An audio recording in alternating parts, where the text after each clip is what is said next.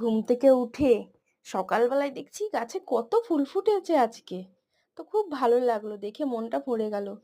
স্নান করে সকাল সকাল ফুল কটা তুলে নিলাম, বাসন কটা মেজে নিয়েছিলাম আগেই। তো আজকে বৃহস্পতিবার, মায়ের দিন, মাকে তো পুজো দিতে হবে সুন্দর করে। মাকে স্নান করিয়ে নিলাম, তারপরে সুন্দর একটি ব্লাউজ করিয়ে দিলাম।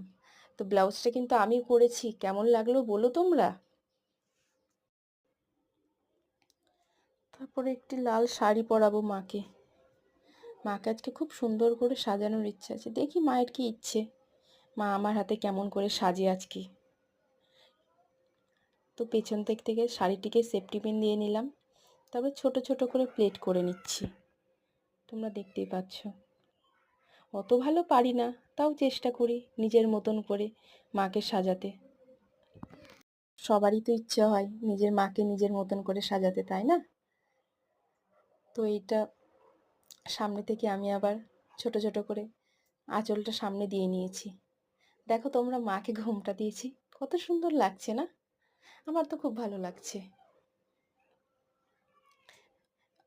আমি কিন্তু মায়ের জন্য ছোট গয়না কিনিনি, আমারই গয়না দিয়ে মাকে সাজাচ্ছি।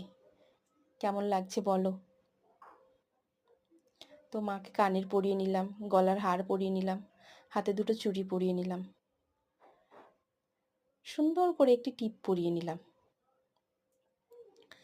তারপরে দেখো, মাকে মাথার চুলটা দিয়ে ঘোমটাটা দেওয়ার পরে বলো তো তোমরা মাকে কেমন লাগছে? পুরো তো রাজরানী লাগছে। আমার মাকে তো আমার চোখে অবশ্যই রাজরানী লাগছে। তোমাদের কেমন লাগছে তোমরা কিন্তু জানিও। তো আমি এবার ঘট পাতবো। সবাই সবার মতন করে ঘট পাতে, আমি পাতলাম। অত ভালো পারি না, তাও চেষ্টা করি যেইটুকুনি পারি, যেইটুকুনি শিখেছি। কেমন লাগলো ভিডিওটি অবশ্যই জানিও।